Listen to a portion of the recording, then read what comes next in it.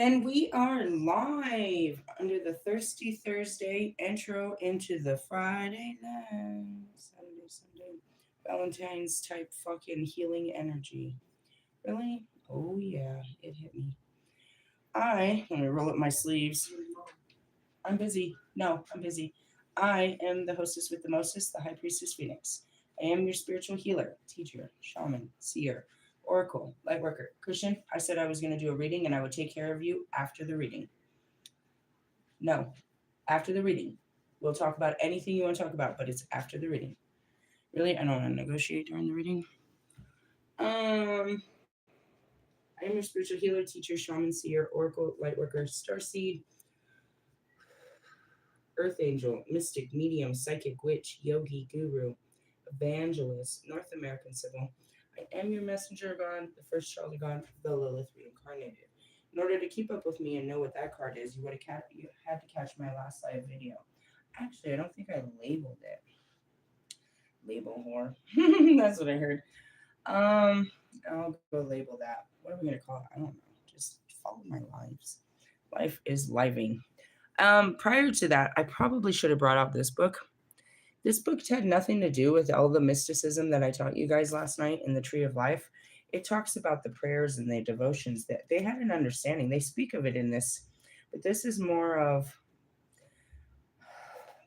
again, guys, this is when we try to go back and translate Jesus's words and all these words and stuff, they're so watered down by the time they get to the English language that it's like they didn't say that. That's all I want to say about it. Realistically, I mean, truly. Have you ever seen captions on movies? Have you ever tried to see, you know what I mean, translations? It just doesn't come out the right way. Really, I mean, they do their best. I wanted to point that out. That popped out on me today when I was rolling with the homies. Oh, yeah, so I posted Pop My Chakras, Pop, Lock, and Drop It. Really, I had talked about that I had my appointment and I was hoping to push my move-in date and all of that worked out and I got exactly what I wanted and God is glorious. And when that happened, I just felt this enormous release. You know, everything was, well, I still have to upload 2 more pages, but everything was still in the air. I didn't have a date. The date wasn't set. Really, I didn't have a date. And I wanted the date to be the first. Really, and I shared that in my either my last video or the video before that, whatever, one of those videos, and I got what I wanted, so the crowd went wild. As soon as that happened and I got home, I just crashed. I posted a couple things about it. It was really just like, damn, I can rest now. Really, a whole bunch of shit had been laid off my shoulders. Put your head on. Oh shit, really? Yeah, that's what happened. And so I came back and I got all comfy. I went to the store, stocked up with some stuff for the kids, and I took a nap and I came outside. I was gonna go sit in my car, but it was a glorious, evening. It was only like 6 or 7 when I started. And I got out there under the stars and I was just chilling. And it hit me like a fucking ton of bricks. Oh, going back to the last video. The last video was about redemption and about making amends and apologies and shit like that. And through that whole video, I completely pleaded my case about what had happened between me and my sister. And afterwards, not right away, definitely not right away, I was guided. I was like, you know what? I'm just going to go ahead and extend this. And I asked my daughter to shoot that over, which is, it's like, first off, I'm pretty sure I didn't block them, but I don't want to go through all that. Realistically, nah. I don't even know where to start with that as far as how to connect with anybody like that. And it starts with this whole great conversation of, well, what are you doing? Just watch my videos. Anyways, moving on. So I myself was compelled to do that. And that's what I was like, what does this have to do with me? Oh, it has something to do with me. Oh, let me open the comments. Okay, so then when I'm getting under the freaking moonlight, and that's where it happens. What happens? The dark, dude, as soon as the sun sets, it's the fucking time of reflection. It's the goddess time. Really? Yeah, so I woke up, came out of my coffin, and it was like, it was just weighing on my heart. What? The only thing left is the man. And it's not much that I have to do about it, but I have to make sure that I'm ready for it. So I had posted I'm going to do a limited edition of a love reading. I haven't done a love reading. Okay, let me just start. Like, where do I even start? I said that. I was like, there's nothing worse than Lilith doing a love reading. Why? Because love to love y'all. That's what we're going to end that word with. We'll keep the breath clean on this one. I have love cards, like every fucking tarot reader. These are deadly. These are my trigger cards. This is when Kobe brings these out. I don't even know. Did he bring them out at all last year? Did I have to do this last year? I must have had to do it at least once. What is it? They're triggering. They're what all tarot readers use for love readings. These stupid oracles. How'd you get them? I don't know. I mostly Facebook. I never bought like a. I don't think so. There's one pack I bought at an actual store, and those were the shapeshifters. The other ones I got like at Marketplace and shit. I told you I like to treasure hunt. One man's trash is totally my treasure. Really, I totally love it. I feel so cool when I come up. Really, I don't know why. You'll see me at garage sales. You'll see me at thrift stores. You see me at. I don't know how to use eBay, and I don't use Temu or any of those goofy ass places like that. I got on Amazon, and that gave me a headache. Really, but I like to be out there fucking just finding goodies. Some of the cards, dude, I found all kinds of great shit. They were having in Red Wing, Minnesota, they were having this fucking 300 fucking mile fucking yard sale and shit, dude. It went on forever. It was like it was a cover square. So, like, everybody that lived in this enormous, county was participating in it. I found all kinds of shit. I found some good cards there once. Really? Yeah, I'd be in the fucking, in the crates. That's what they told me. You be in the crates. I'd be in the crates, bro. Really? I'm not online. Anyways, here's the cards. Here they are. And yeah, right there starts with the love. Those ones don't bother me as much as these ones. These ones tend to piss me off. Really. I always have to bring some Archangel Raphael for my healing in there. We talk about my shape shifting. These are the ones I bought at a store, and they never came with a guidebook, and I've always had to just intuitively feel it out because I have no idea what the meaning behind this card that the designer. She makes a bunch of these trippy ones. They're trippy. She has a weird vibe. Really, yeah, you can see them when you go in. I'm going in. It's just a vibe, and probably every witch has one. Well, I am the Morgan, the shapeshifter. Then we have these. They always pull these bitches out. Really, these motherfuckers right here.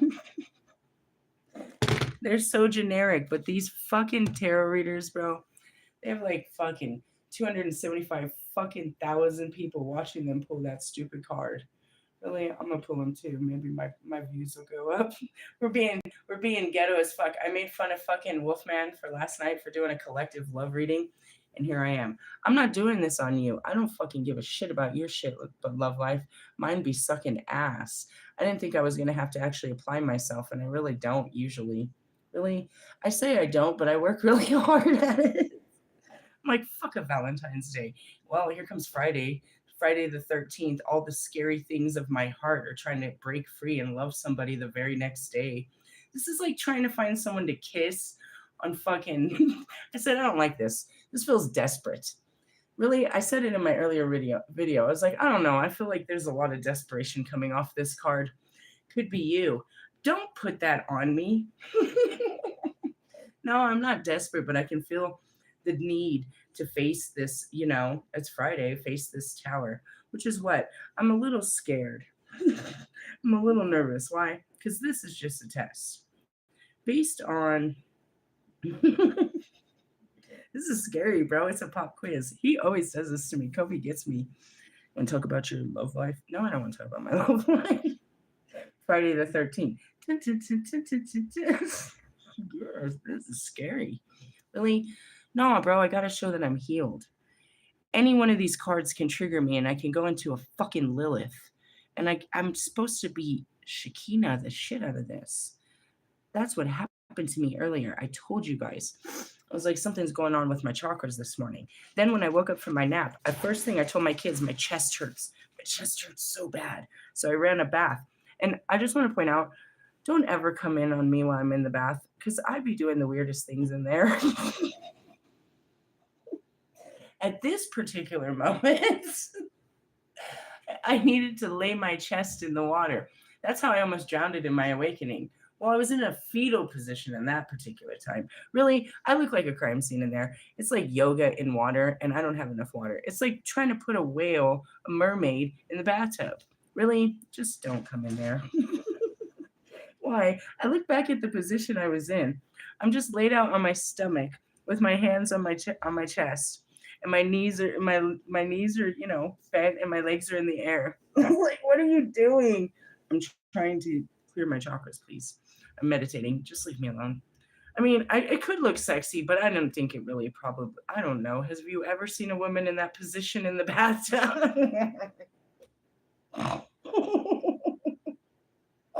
And I think about men. There's a scary thought that I have about men shaving their balls. I have this picture of them putting their leg up high and just, doing too much. Really? I can't fully see it, but there's something about the leg action that makes me extremely uncomfortable. Okay, going back to this test. This is serious. Really? This determines if I'm ready for love. Really? Does it really come down to this? I mean, it shows how unhealed I am. It'll definitely show my weaknesses. Really? Oh, for sure. I almost got through. I think I got through one once. I really got this feeling that I got through one once. It's made to trigger me and bring up all my fears. So I want to start by saying, I want to speak, I'm going to pass this test because my faith is stronger than my fears. I'm fully aware that every single one of my unresolved fears are going to come to the surface, but they're not going to make me go ballistic. I'm hoping that I have enough training that I can face it. And that's what determines if I'm ready for a relationship, because ultimately, my traumatic lifestyle has made me feel absolutely unsafe in this world. And so, you know what I mean? Trust issues is not even the word for what I have. Realistically, no. And that's what makes me such an isolated being. But to have an intimate relationship, that comes down to a lot of, again, domestic violence and very unhealthy fucking relationships that project into any possibility of imagination of a new relationship. I'm trying real hard. You've heard me all week manifesting. And I had just posted that. I was like, I always am attracted to the same type of dudes. But then you look at I was like, well, after you have to say something mean. I'm not taking it. CJ will, because he's trying to hustle money out of me after I go. He's trying to get me to go put money on my card. Hey, you want to make more money? Yeah, buddy. Do you have to pay him all the time? No, it just gives him money to, you know what I mean? Like, he has to earn money. Like, I don't just throw money at him. Really? Yeah. Do you have to? No, I mean, but how else is he gonna make some money? And luckily he's not like your kids out there. My son and my oldest son, that fucker get on the fucking trolley and sell candy bars, so he had money. He had a hustler's mentality, but both his parents were hustlers, so it was nearly impossible for him not to talk. To walk the walk. Really, he knew how to make his own money. He didn't have to depend on mom and dad, and that's where he learned it from. Okay, moving on. So yeah, I'm gonna say that that's how I passed the test. How? The ability to face my fears when they come to the surface. Because ultimately, to be in an intimate relationship with a man, it's going to bring up a lot of fears. Just the thought of it would bring up too much where I'd shut down over and over and over. Just the very thought of intimacy with a man, you being in my house, us having sex, everything, all these things. Now, I can tell you for certainty, I still have a very, very uncomfortable fear of pedophilia. How do I know? When I walked up to the elevator, I swear to God, she looked like Boo from Monsters Inc. I've never seen this little one before. And I walk up and she sees me with her big bright eyes and she got like a lollipop in her mouth and her eyes light up and she looks at her daddy and she pulls at him and she points at me and she just smiles and I wave at her and she is just so like she looked at me like I walked up in a teddy bear suit. Really? I told you the kids can sense it. Really? Yeah, she looked at me like I was just the funnest thing. And I looked at her the same way. And I so badly wanted to take a picture of this beautiful little child, same as bees. But I don't do that because I know for certain that there are pedophiles out there that will see this beauty differently than what I see it as. Now, I got to go back to that. That's a huge fear of mine. And again, especially it happened, I'm refacing this fear because Mary Jane was about the same age when I had Christian in the house. And that fear came to life, bro. I was trying to protect my kids because their father had been molested and I had been molested and everybody else and everybody else and everybody else. So I made sure that I didn't let my kids be around people, right? The one thing that you know about a child molester is it's always somebody that you already keep around. It is rarely a fucking stranger. Now, don't get me wrong, I've paid attention to patterns. There are specific times when kidnappers are activated. They're called the Amber Alert times. Those happen at the beginning of a school year. You'll get a bunch of them. And at the end of summer, you'll get a bunch of them. Why? Because the kids are not on their, you know what I mean? They're out on the streets again. Really? New kids, new predators. Seriously, they know when to hunt them. I've paid attention to shit like that. But so that was always a thing. And I've always been trying to, that's a curse in my family, bro. It's a curse in my family. I don't know about the males, but I know the females have been, you know what I mean? It's just a curse. And I've tried, I still have that fear. And I don't want I don't want to let anyone in because of that. Because it is always someone close to you. Really? They get, I don't know. So that's a real fear. And I'm not saying it's going to come up in the cards, but that's something that I'll always be suspicious about. The older my daughter gets, then it gets just weird. You know what I mean? I have a teenage girl into high school, right? And then she becomes a beautiful fucking 20-year-old. This is the girls gone, you know what I mean? These are those ages where they're very predatory, all kinds of men, men, high school boys up to grown ass, dirty ass, filthy ass men. Right? When I was 15 years old, fucking there was two twins, Lazy and Tick. They were in their 30s. And Tick loved me. I was 15 years old, bro. Really? Yeah. And I didn't see him at that age. And that's where I go back to what I was doing when I was like her age. The age of the people that I was around and the amount of grown shit that I was doing that was seemingly acceptable is just so unacceptable. So those things really get under my skin thinking about bringing in a male figure. Really? Yeah. And that's because that's deep rooted. So when it comes up to these guys and I can see their preference in young women, it definitely brings up that fear. And that's where that comes out, that projection. For example, Wolfman dates those women that look about 19 to 25, thin, athletic girls. Now, mind you, my daughter she can put on her manhood and cut her hair, but she's still a beautiful woman and shit like that. And she likes to be a little too comfortable in the house. And as much as whatever, she's also very prideful. So, in that sense of open to her body, and she doesn't feel like it should be discriminated against on and this, that, and the other. And when I have, a hornball freaking boyfriend that, that kind of shit brings up all kinds of unbelievable insecurities. Really, I don't want a man that's attracted to little girls. Can I say that? Now, as I say that to the universe is like, oh, you want a man that's attracted to little girls? No.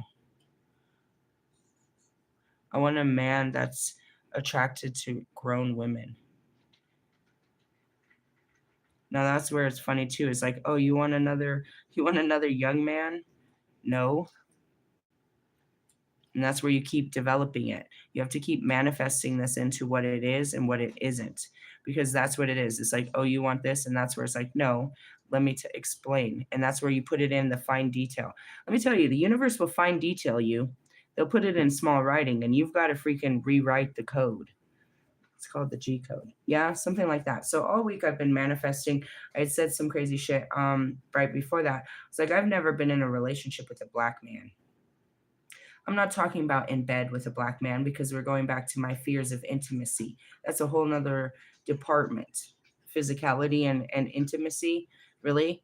Yeah, the use of our bodies and the fact that I don't want to be used and I don't want to use you and I don't want this to be pattern fucking flesh on flesh sex.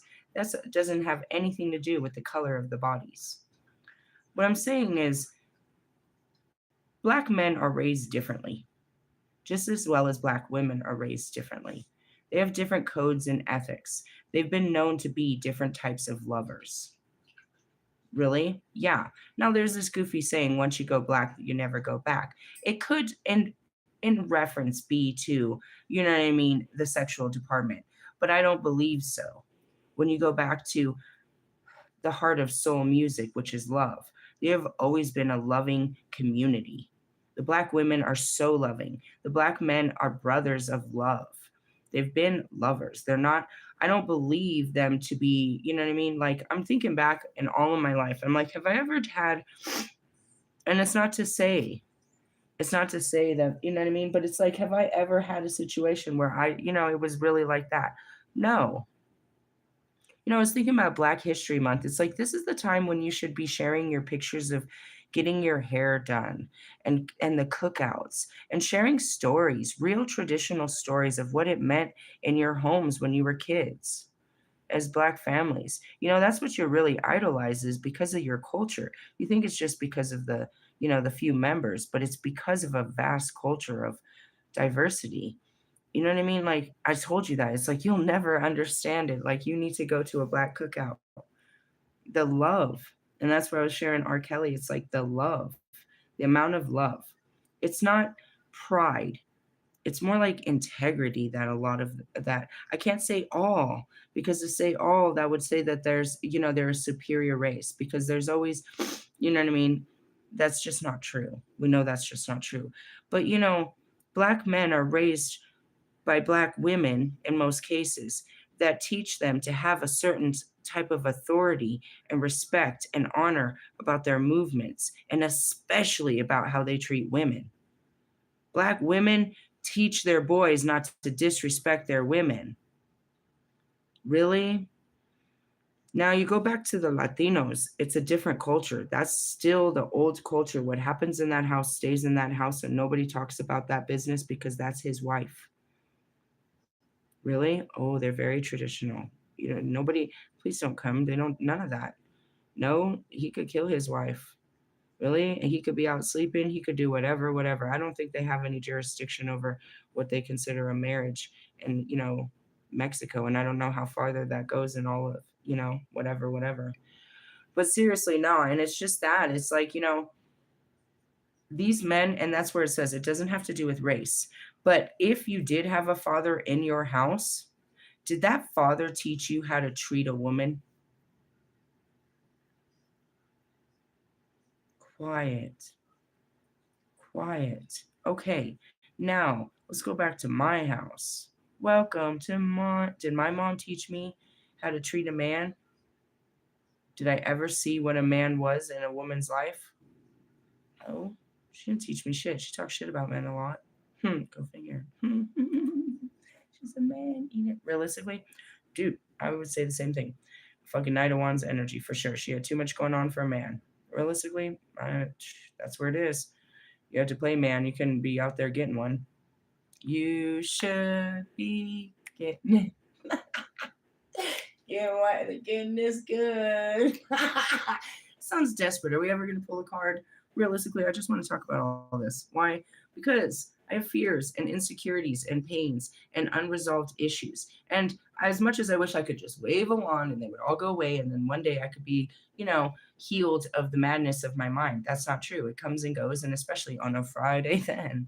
So the point is when I'm with a man and these things come up, these triggering things, and that's why I'm going to trigger myself on purpose. That's what this is. Can I handle it? Will I be able to use my technique face to face, or I'll shut down face to face? I'll shut down. I'll blow up. I'll act all crazy. I'll go crazy. That's the test. Are you ready, or you're still not ready where you're going to take this out on that man? It's really what's going on here. I don't want to take out what's been done to me on, you know what I mean, on my next man. And that's what it is hurt people hurt people. You assume that this person is like the last person and you treat this person like the last person, and you're always looking for this person to do things like the last person. You're always on, you know what I mean?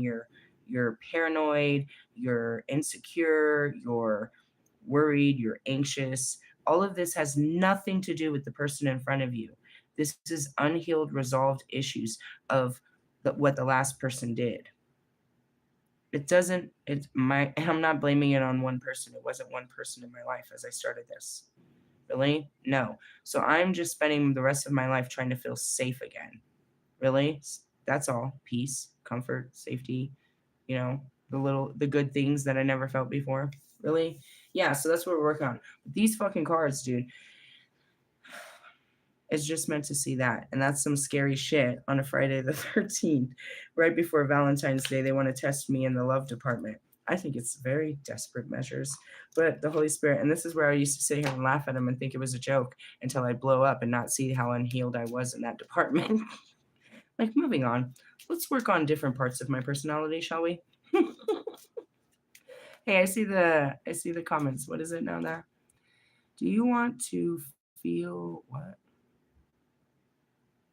What is this? Mm. This person said, "Do you want to feel?" I'm not gonna. What do they say? If I repeat it, I'm gonna follow up with a freaking a comment. It said something. If you want to feel real energy, what are you talking about? I'm the basis of energy. That's all I'm made of. All right, I'm gonna do the shuffle. It's not like we've touched these. They pretty much have fucking dust on them. Holy Spirit said, like your love life. Shut up.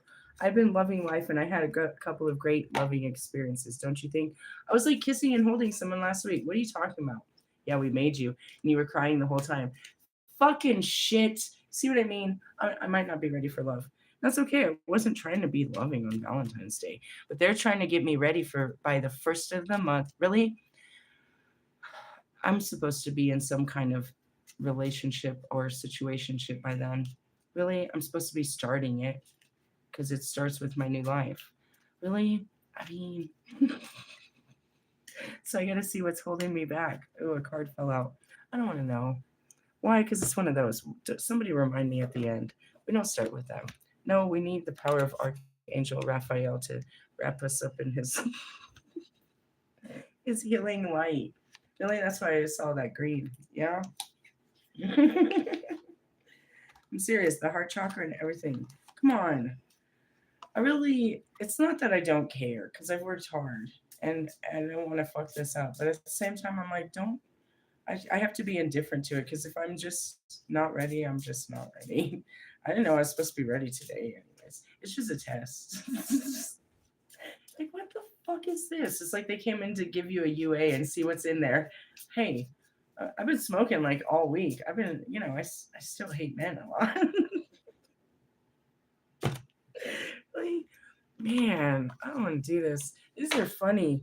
We used to do these a lot, and people love them because I would just burst into fucking bullshit. Really? Oh man. Oh man. Look at that one. Ooh, a twist in the tail. Dang, dude, it started all fucking white light in your face. Really? Yeah. This is what I do. Really? I haven't. Oh, another card fell. All right, we'll leave that there. Where are they falling? On the fucking ground. I'm just leaving them there. Till when? Till fucking Consuela comes and cleans the carpet. What does that mean? I love that name. Number 1, 2, and 3. But it goes back to this meme. I can't tell you because you wouldn't understand. What was it? I don't know. It was a meme about a woman that worked in a dildo factory and her name was Consuela.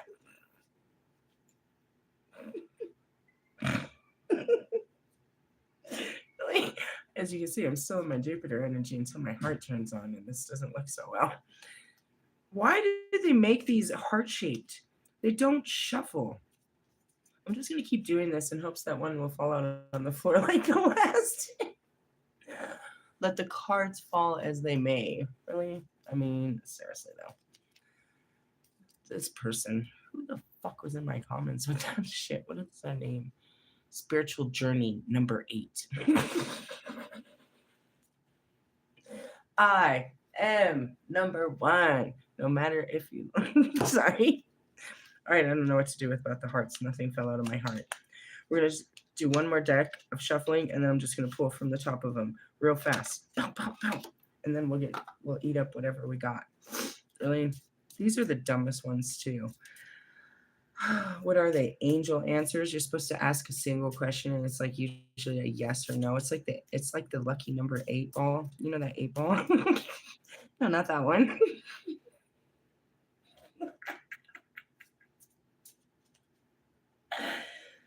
Oh God, I am such a pain in my ass. All right, I guess let's start with Raphael. Raphael, what are we working on?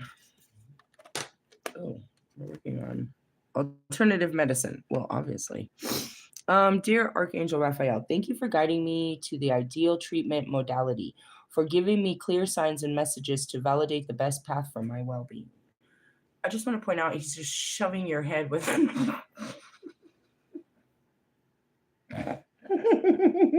This is why it gets so funny.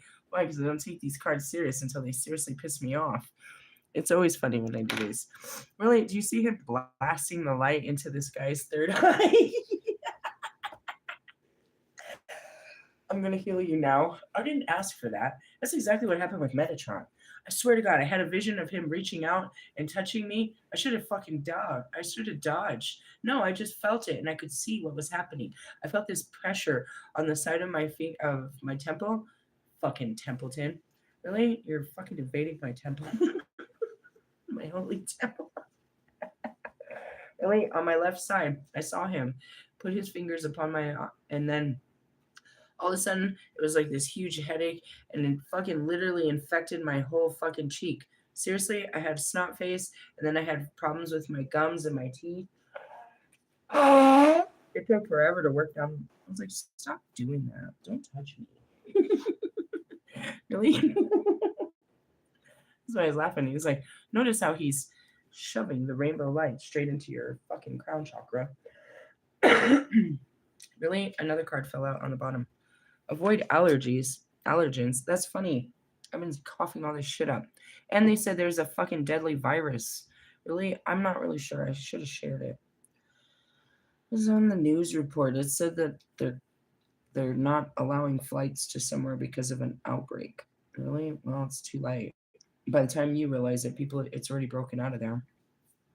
Dear Archangel Raphael, please assist me in identifying and avoiding allergens that may be toxic to my health and happiness. Help me only crave healthy foods and beverages. Oh, well, that could help with our fast on the 17th. Help us. Help them. They've never done it before. Really? I mean, I heard the roar of the belly. Oh. Have you ever missed a meal? There's people starving in Africa. Have you ever heard that saying? We're going to go starve with them in the name of God. You know, Jesus wasn't necessarily white.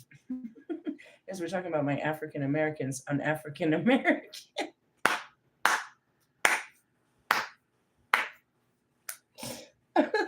Hey, have you ever heard me clapping? Just make it clap. No, Sean Paul. That is Kobe. That's all you'll ever really get out of Kobe. Yeah, that's him. I'm not really a clapper.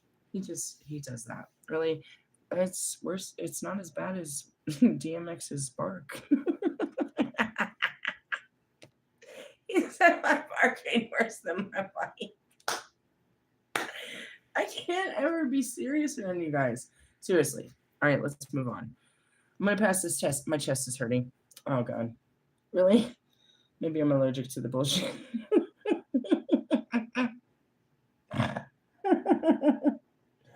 Do you sit around all day laughing like this? No, only when I'm online. Really? I sit around all the day contemplating, usually crying, working out puzzles in my mind. Spaced out. Really? You might see me dancing.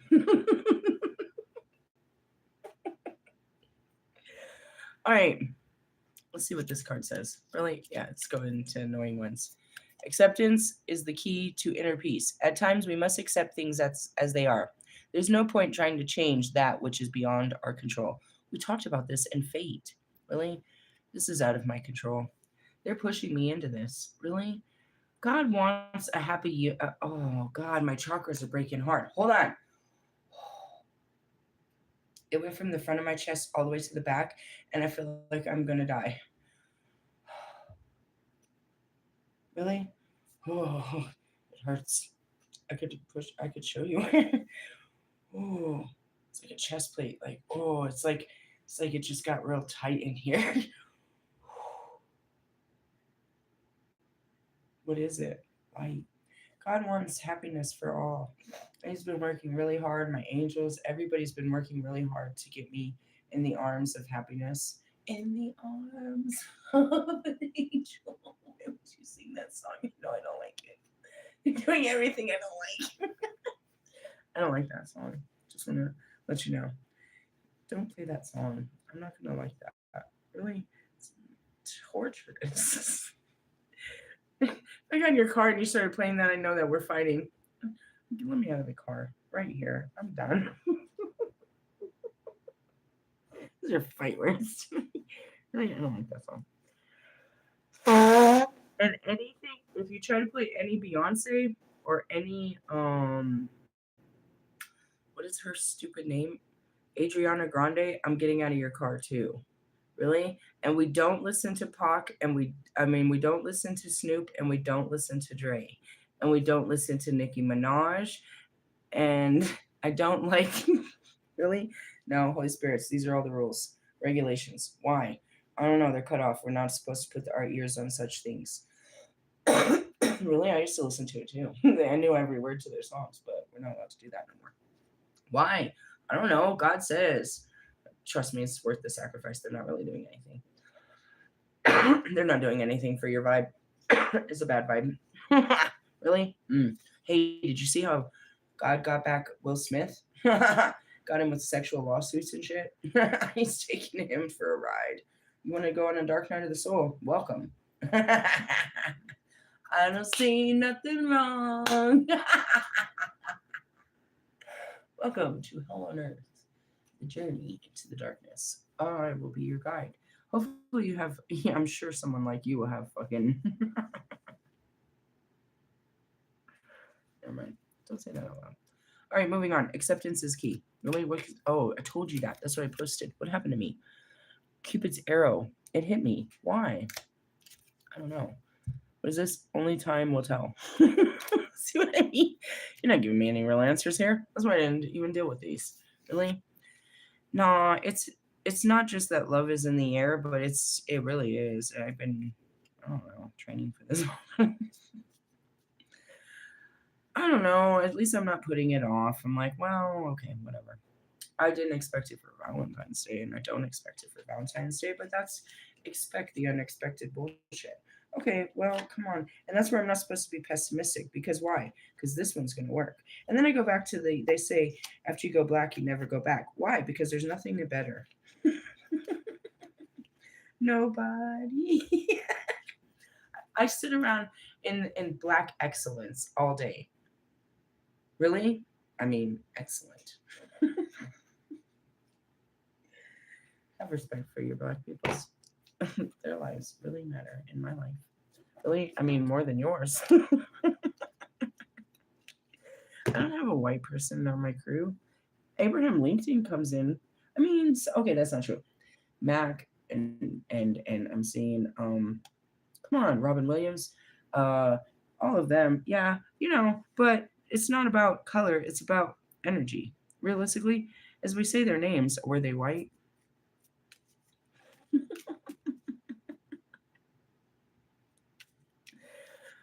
There's a different source of white rapper that runs through G-Eazy, Russ, and I don't know, Little Webby. That or Chris Webby. Hey, I saw he's coming into town. That's a good show. Let me show you. There's a different energy in those kind of white rappers than there is in Marshall or Logic or give me another one. Is there another one like you guys? I know there is. I just can't think of his name. Really? No. Do you see his face? No. But God knows he's out there. Realistically, there's different classes of this shit. Yeah? I didn't say that. You thought that in your head. Anyways, let's move on to my love life. Release your ex. I fucking told you. Really? I mean, I sent him a video, and I said that I was grateful, or I sent him a post. I was like, I never I never fully saw it working out between us, but just because of the love between us made me want to work at being in love. Really? I couldn't since the beginning be in love with Bobby, but I wanted it. I wanted that feeling even if I couldn't have it from him, and that's what started this journey. And I thank him for coming into my life for that reason, giving me a reason to want to live again. Because without love, there's really nothing to live for. And I was living, but not really. No. When you think about shutting down your divine feminine, which is your feelings and your capability to give and receive love, even if it's just to the opposite sex or same sex, whatever, and intimate love, if you've gone that far where you won't let anybody in, that's not a good place to be. Really? Mm-mm. So, you had to release that. So I had to release that. And, going back to Bobby, I have to release this all the time. It doesn't mean that the love's not there. And that love makes me want to try, you know what I mean? Want to keep going. Like if he never came into my life and I never felt this feeling, I'd never know what I'm actually rehabilitating myself for. It was never about doing it for him because since the beginning I didn't see it possible. But even then, it was that, right? Because it was the beginning thought that still stays in the head but reprogrammed over and over. Now that's what I don't like. The shit I don't like is every time he comes back into my life, he reactivates that thought of maybe. And it's not fair.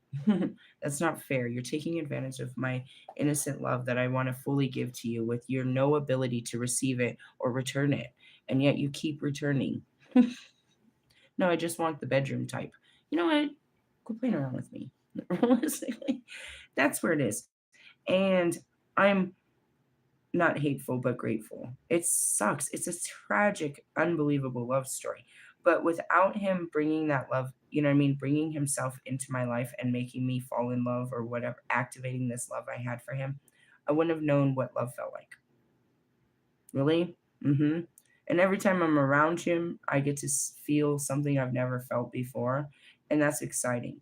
Now, naturally, when you do something like that, it's just like a whole adrenaline rush where you just want to do more and hold on to it, like, and experience more of it. Just, I guess, like anything overindulgent, I suppose. But there's no true ability to do that. And I have fought every kind of battle to make that happen. But ultimately, I don't let it stop there because if I said, well, he's never going to let me, we're never going to be anything, then I would have given up on myself a long time ago. I knew what I was searching for, and that was that feeling. And that's what I keep going for. And technically, that's what this is about. As far as the others, I had to face that. I was just storing it. I was secretly storing all of my baggage, bro. All of my pain, all of my suffering, all of my everything. Nobody would have known. It's like 3 years now. Can you believe that? All the shit I told you about myself? Can you believe my life was that terrible? You wouldn't. He can look back in 2017 when he saw me. You would have never seen it. Why? Because that's what we do is we hide it. And I had to face all of it. And not just this week, but I would say the whole month of February, we've been going through a lot of forgiveness. I've had to face everyone and really serve up a big plate of forgiveness and let all of this go. I really faced Devani in the last couple of weeks. I've really faced my first love to my last love. Really? Mm-hmm. And you seen it. I was like, I'm not mad at either of them. I'm not upset. I just, I understand and I forgive every single thing that ever happened. Really? Yeah. I can't say I would feel comfortable standing in a room with Christian yet. I don't think feel comfortable about it, but I could say I could face Devani again and not feel uncomfortable, not feel angry, not feel upset. And that was even Tree. They made me face Tree. They made me face Terrell. They made me face all of this in the last, you know what I mean, since February started. Really? Forgiveness, acceptance, letting people go, especially the past, even down to Russ. It's funny, Russ, you don't bother me. I mean, it was just a pattern of taking shots at you, but you saw the pattern come Wolfman. You saw it all play out. You were just the first of many. You just kept holding on and making it worse on your side. It was a fun game, wasn't it, guys? Came a long way. And that's where it is each of them, each of my twin flames came in and made me face a part of me that I never faced before. It was through them I could see me. Really? Mm-hmm. And that's why I'll never stop loving them for that. I don't have the same, you know what I mean, mentality I did when we first started this, but I have more love than when we started. Not the same intentions, of course, that's what I mean, but the same, more love. Even Wolfman, as much as he annoys the shit out of me, you know what I mean? Some of you guys are just an annoyance. That's just your energy. There's always got to be a couple of those in the pile. He showed me so much about myself and projecting on him and calling him out and talking shit to him. You know what I mean? I saw myself. I thought you were going to break me out of this. You took me to deeper levels of hell, as Hades does. Really more compassionate. If we look back at it, definitely more compassionate. I didn't understand it either. Since the day he walked in, the Holy Spirit had to, you know what I mean, would make me submissive, respective, apologetic, aware. Really? It was quite interesting. It's a good ride, guys. Good ride. Really? Time has come to clear the energy. Really? Out with the old and with the new. Really? Come on, guys. Can't hold on forever. Seriously, it's not fair to me. You're not healed, and that's okay.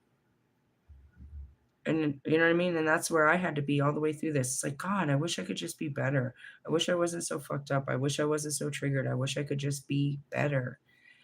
And I used to, get really upset about it. And God would sit there. It's like, you can't heal lifetimes of karma in, a little bit of time. Really? You're going to have to learn your lessons. And, dude, I'm learning some crazy ones lately. Yesterday, that was crazy. I was like, I knew as soon as I said it. That's all I came here to learn. Really? I was like, dude, it was like that moment, dude. It's like I got that one up as soon as I said it. And that was the same thing too with Bobby. As soon as it happened, I realized this is what it all came down for. I went through everything for this, these words of wisdom, which were what? Keep your breath clean. Don't waste good breath. Don't make good breath go sour on certain people. Really? Keep your breath clean. That's what I learned. It's a good word. Really? Lifetimes. All right, let's move on. Where are we at in the romance department? Romantic feelings. Yeah. Your feelings are real and worth exploring. I really want to do all kinds of fun stuff. Really? I don't know how a lot of things feel.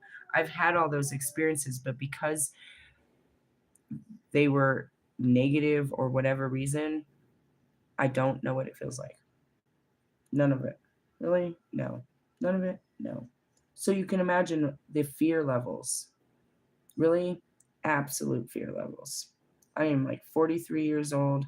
I have had 4 kids, fucking all kinds of fucking every kind of issue. But when I started thinking about penetration, I was 11 again. And I started over freaking out about the size and what this was going to feel like. Are you serious? I may have brought a bottle of lube just to make sure I didn't get hurt. Did you really? Yeah. I bought a lot of things. They stayed in the bag. Can't go and return that. I started laughing about that after. I was like, I didn't even need this. I was like, I could be the only goofy person that walks in and returns a bottle of cherry flavored lube. Why'd you get a flavored one? I don't know. What is regular? That's like, do you want water or do you want sugar water? I don't know. What were you thinking? I was thinking fearfully. That's what I was thinking. I was not thinking about butt sex. Really unbelievable fears. But at that, that's what I said. I have no memories. And that's what I didn't remember. I had no memory of us actually kissing or going, none of that. No, no, it was pretty raw. Obviously. So then when he shows up last week and we're just like, I'm just like caressing him and kissing him, I have no memories of ever doing this. This is the first time I've ever felt this way. Really? Just happens to be with, this guy again. Why is it always you? Why is it always you? Really? I mean, it's cool, but why can't it be with someone that I can really do this with other than like once every blue moon, every full moon? You missed last full moon. Just kidding. Really? I mean, seriously, douchebag. No, he was very much there. Stop reminding me. This is annoying. Really, I want to have experiences. I'm like a 40-year-old virgin in the mind. I have patterns to what like that'll turn on and it knows what to do, but I don't have a memory of what anything feels like. Really? Mm-mm. I start thinking about weird things like cuddling. Really? Yeah, that's awkward to me in my head right now. I've been thinking about that, sharing my bed with someone. How do we cuddle? And like, do I break free? Do I have to hold you the whole night? Like, how does this work? Really, I'm over analyzing these things. And then I started thinking, at what part of the night, if I brush my teeth before I go to bed, at what part of the fucking night do I wake up with fucking, bed breath? It's like, how do we avoid that? Realistically, it has to happen. It happens to every human being. How does it go from night to, you know what I mean? Like, you're not eating anything. How come our breath goes bad at night? As I'm all, keep your breath clean. Really? I'm sorry. I'm a weirdo.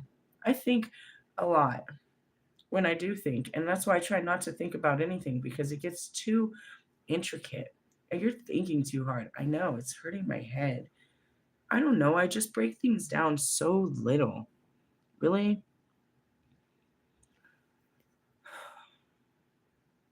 I'm serious. I'm going back to the cuddling.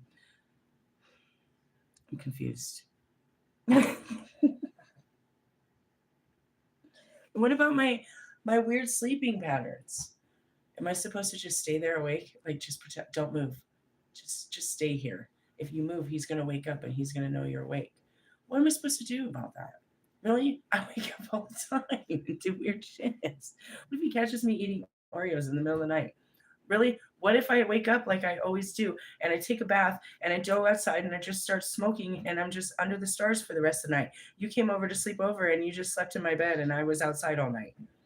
And you have no idea where I am. I just left you with my kids.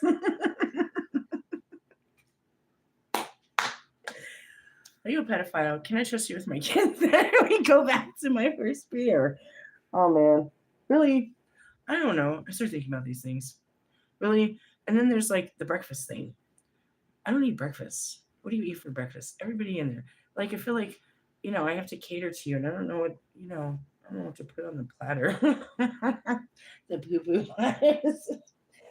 I'm really stressed out about this. Why? Because it's patterning, it's old programming. I see a relationship as a job, a full time job of trying to please a man. I can see it. That's what keeps coming up. I don't know anything different. When Bobby asked me all those years ago, what do you want? I told him the same exactly that. I was like, I want the husband that I've been trained for. My whole life I've been trained to be the perfect woman and never had a good man. Really? Yeah. Total fucking training. House bitch training. It's like you lost all your training. No, it's there. It's there. They trained me since I was young. Really, to be serving and pleasing and likable, and you know what I mean? I don't want to do that. I don't want to compete. I don't want to do all that. It feels, that's what I feel like. I have this imprisoning feeling when it comes to the thought of intimate relationships. That's why when I sat there with him, right away I was like, I never wanted to get married. I never wanted to have children. My fear came straight back to the surface immediately. Immediately. It's like, I never wanted this. I never wanted this. I don't want this. Really? I don't want to spend the rest of my life trying to make you happy. I'm trying to spend the rest of my life discovering what makes me happy. And in doing that, I guess that falls short about your happiness and your needs. So maybe I'm not ready for all that. It's not about sacrificing my needs for children, because I've realized that it's not about dragging them along, but it's not a sacrifice to raise children. It's just a little difficult to do it on your own. There's no real sacrifice. You may think that you're sacrificing a part of you, but you're not. You're developing a better part of you in this moment. Really? Yeah, I'm not worried about any of that type of shit. I'm not worried about pregnancies and children and shit like that. I think it's just the startup, I guess, all those things. How do we get from here to there? And that's why I was always saying, I don't want to date. I just want to get married, because I never dated. I don't even know what that consists of. And these periods of no talking and being weird and awkwardness, I don't like that. I know I don't like that. Really? No. Really? Yeah. But at the same time, I can't, the idea of you suffocating me is another thing too that I keep thinking about. Really? It's weird. It's like I was asking for the very fucking thing I was absolutely terrified of. Funny how that be. Your happiness is something you're absolutely terrified of, isn't it, though? Hmm. Very juvenile of us. Oh, romantic feelings. Don't you want to explore what it feels like? It was, I don't know, maybe you guys feel it every time you date someone. Is that why you date so many girls? You're not dating them, Wolfman. Dating them would be an exploration and a discovery with intentions to go further. You're not dating them, bro. You're writing them, or they're writing you. I'm not sure what's going on that way. But you enjoy the company, you enjoy the conversation, you enjoy that, but you're not letting them in. So yesterday, you posting that, I had every right to say something to you. Really? You have no right to talk about, don't waste your time with an emotionally unavailable man or person. You're emotionally unavailable. You're not going to let anybody, you know what I mean? You're not even in the department of looking for love on Valentine's Day. You'll have a date because that's easy to have. But as far as a loving, long relationship with children and, you know what I mean? I don't know what that comes with. I'm just going to leave it there because anything more will give me a headache. That's not something you're seeking. And I don't down you for that, because I didn't want that either. And Marshall doesn't want that. Nobody wanted to fuck up their life going out on a limb with love again. That didn't work out for most of us. And it typically doesn't work out for everyone, the first 5,000, however many times you've been trying, that are not successfully married at this particular time in life. That's just patterning, bro. It's not like you're doomed. It's just that you haven't stopped the pattern. Really? I've been spending all this time not purposely not linking up with anyone because I'm just going to pattern.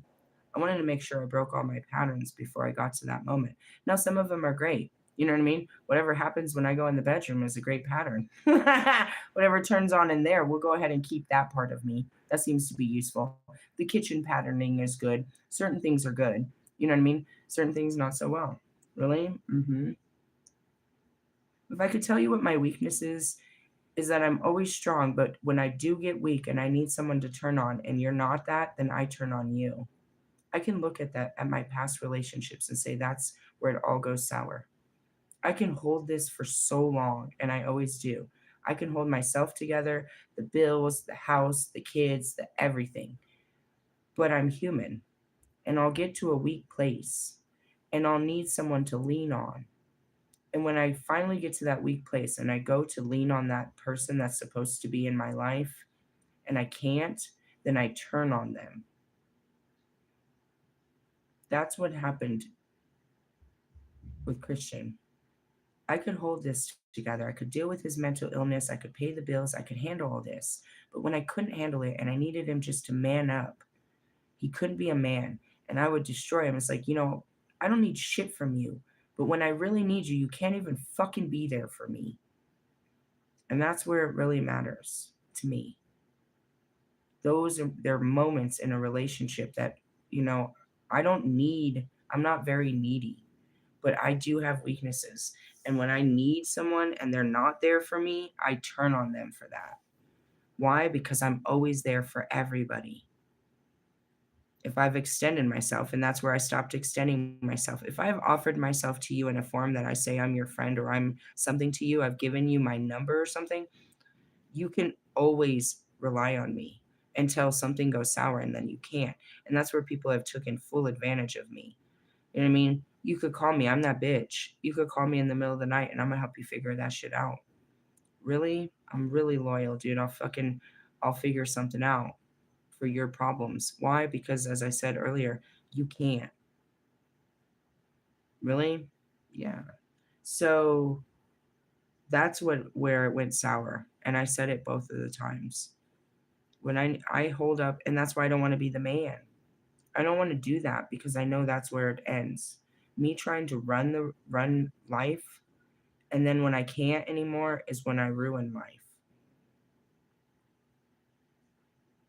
Write that down. Really? Yeah. That's when it means the most. But at the same time, I should have never had to hold it all myself to begin with. And that's where I realized I was holding up too much. I was playing their role. And that's why I don't, you know what I mean? I know what it means to be the masculine role because I had to be it. And I won't stand for a man that can't be the man that I am or the man that I deserve. If you can't replace the man that I am, then you're not necessary because I already have a man inside of me that provides for me and protects me. It was built up inside of me. It's my own true masculinity, just like my daughter over there with her boy haircut right now. She's a true masculinity inside of her. It doesn't make her less of a woman at all, realistically. But in order for her to be in her femininity, and I just want to point out this kind of happened after the breakup of her boyfriend. Coincidence? Maybe not. Anyways, going back to it, for her to be in her full femininity, then she needs to be around a safe masculine to feel safe, where she could take off her manhood and be a girl again, to feel safe to be a girl around men. Otherwise, no, we have to be the man in the room because we're dealing with, excuse me, bitches. You're not a trustworthy man. You're not something. So we have to be in our masculine energy, which is always willing to take action. We can't be passive. We can't surrender. We can't be, you know what I mean? We can't be the bitch because you're being the bitch. And that's where it happens. A lot of passive men are very attracted to my aggression. They're very attracted to my dominance. And that's because I am what you're not. And that's not a great thing. But that's why I love Allie and Lewis so much. They are what I'm not. They're soft. They're vulnerable. They're kind. They're loving. They're, you know what I mean? They're light and I'm dark. Opposite attracts, but it's not a negative thing because at the same time, it's like I could never be with you and be like you because you're not like me. And that's what I said. But at the same time, if I'm always around a masculine energy like Wolfman or fucking Marshall, always having to establish whose balls are bigger in the room, then this is a gay ass relationship off the gate. Really? I'm better off being a priestess or a lesbian. I'm right back where I started. Understanding there's nothing wrong with, you know what I mean? Feminine energy in men, but I really, we us women need you to have them. We want that in a man, and not gay. We want a man like Jesus, like Ali, like Lewis, that open up their heart, that are gentle and kind and loving, compassionate, understanding, forgiving, not rough and tough, not bullies. We want a man like that at home.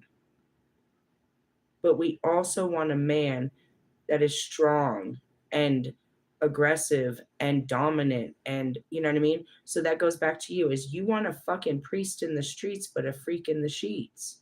Same with us. We want a fucking cold-hearted lover at home and a cold-hearted killer out in the streets. Really? Yeah. Yeah. But sometimes you don't take the whole package. You don't get the whole package. Hey, I signed up for the whole package. I got half a man over here. He's really in his femininity. Can I get more masculinity? Oh, here, take this over masculine man. What are we doing here? You're tipping the scales. You said these were Libras. What are they? Can I get an Aquarius, please? Maybe a black one? That's what I manifested this week. Really? And then I walked up to this beautiful black man that I know downstairs. I was like, "What's your sign?"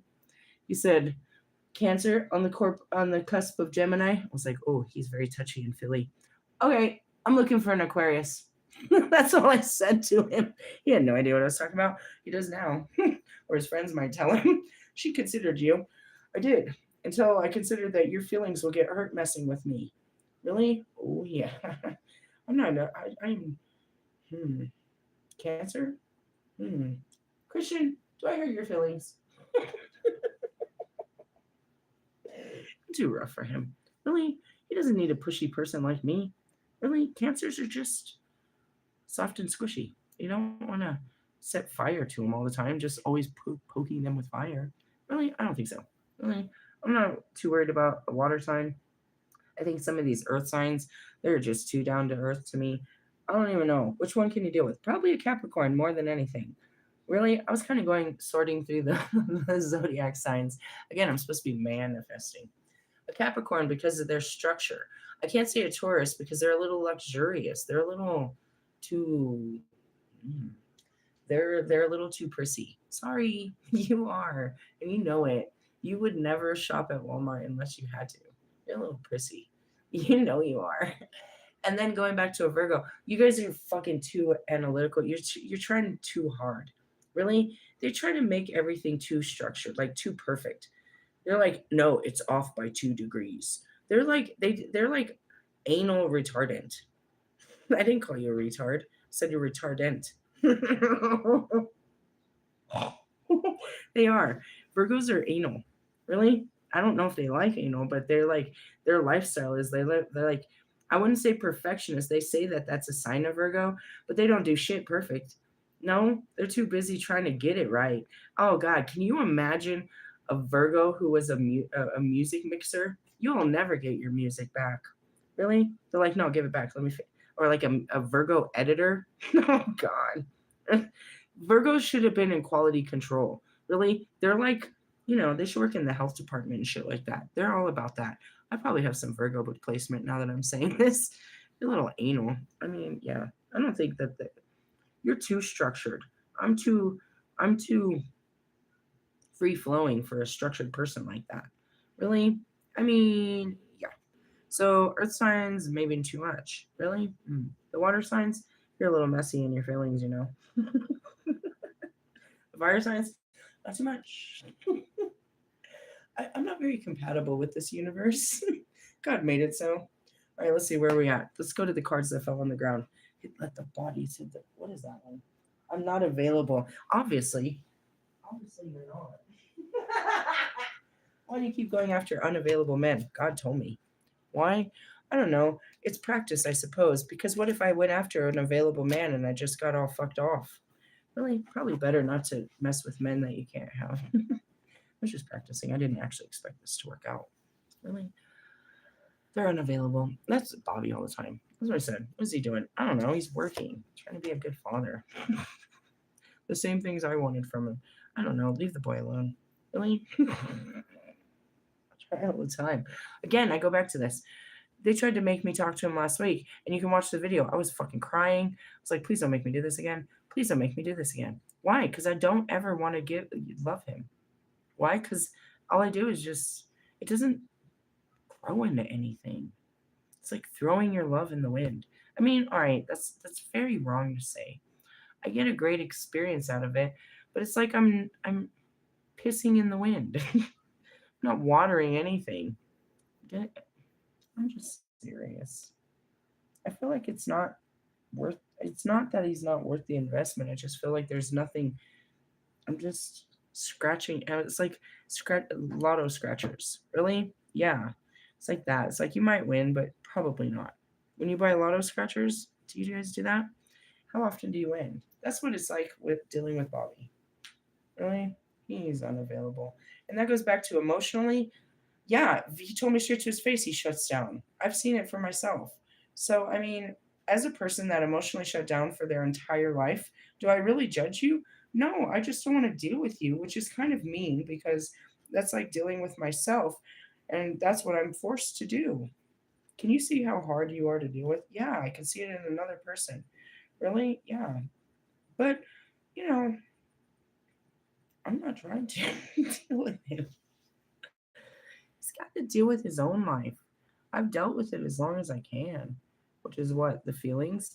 All I'm asking for, all I've ever been asking for since the beginning of this journey was for God to give me these feelings, allow me to put these feelings somewhere else. No offense, but more useful. It's mean. To say that nothing good comes out of loving Bobby is an absolute lie. My entire healing came out of loving each of these guys. So this is really mean to say, but they're unavailable for sure. All right, what's the next one? Let's go deep. Probably. Why did I come closer? Because I pushed my way. I pushed the limits. I tried harder than anyone else to get close to you. Why? I don't know. I just couldn't give up. God wouldn't let me. I can't say it was my spirit guides pushing me to go do any of that. They were not. They're not there. They're usually there to pick me up after I fall off this planet. Next one. Yeah, you need to do some healing. Realistically, I mean, can we talk about your exes? All my exes living. Well, that's a big enough place for them all. Really though.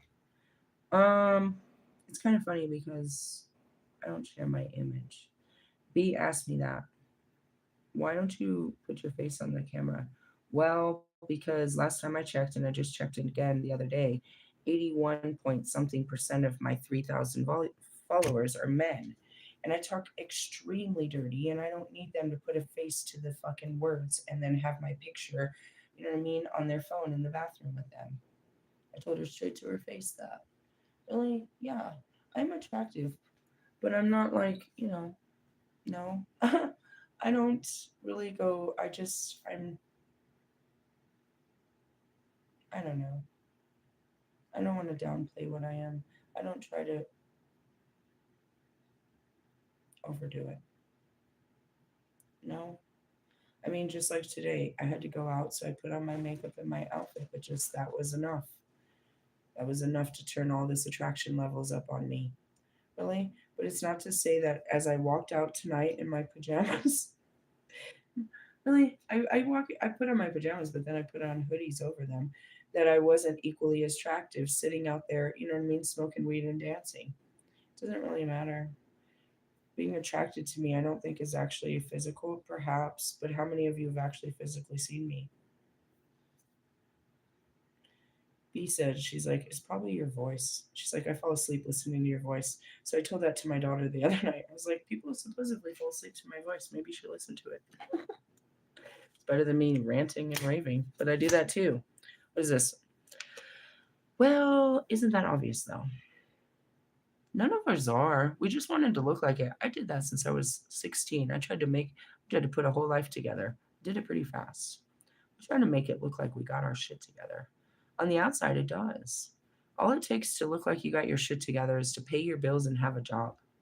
If you bring in a person, then there's a little bit more to it. You got to hold up a little bit more statue. But as long as you're fucking paying your bills and fucking holding a job, you look like you got your shit together. It don't even matter if you got a car. They'll give you even more props if you're out there doing it on the bus system. Really? Ain't nobody give a shit about that. You're out there getting your money, you're doing the right thing. That's all it takes to be acceptable.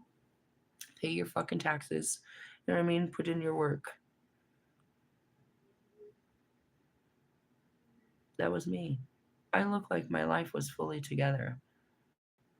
When Bobby came to my house, it's the same apartment that I was home. I just moved in with nothing. I'd moved out of my Volvo into. Really? I mean, I had furniture, that but anyways, I had a house full of furniture, and it looked better than it was. My life looked way better than it was. It looked like I had my shit together. When he got back to me, he's like, "It's really amazing. You're living your dream. I saw your song and this and that. I'm a singer and a songwriter, and I'm doing what I want, and my life looks like it's all cool." And that's what I was like, yeah, I guess it looked really attractive in the beginning. I had two cars. I dressed up every night. I drove all night. I was in the music scene. I was having fun. I was doing whatever, I had what looked like a good life. It just looked like that on the outside. I told you. I sat on that porch the same as I sit on this porch, the same as I sat on Mr. Plum's. I spent my whole life on that porch. I spent my whole stay on this one. It's not it's not the house or any of that. Really? Mm-mm. That was my life. That's where, I jumped all over Russ. He kept trying to make his life look better than mine. Like I missed out because he had all these things and I should have never rejected him because I should be lucky to have a man that can do all these things. He hit me real deep. I still don't know the name of the song, but Russ knows it. That's when we stopped fighting. I finally gave in. He hit me deep. We kept taking blow for blow, and he didn't act like my blows hurt. I was really trying to hurt him with every one of my words, but he kept acting like it didn't hurt, and I kept taking his shit, and we kept going back and forth. And then he finally made a song about, I'm trying to love you, but you won't let me because of what the last guy did. And it broke. And that was it. And I was like, you know what, Russ? You're fucking right. I won't let nobody come take care of me. And he had pointed that out. He's like, he made himself out to be the perfect man because of how he takes care of Jonica. And he kept shoving that. And even Bobby said that to me.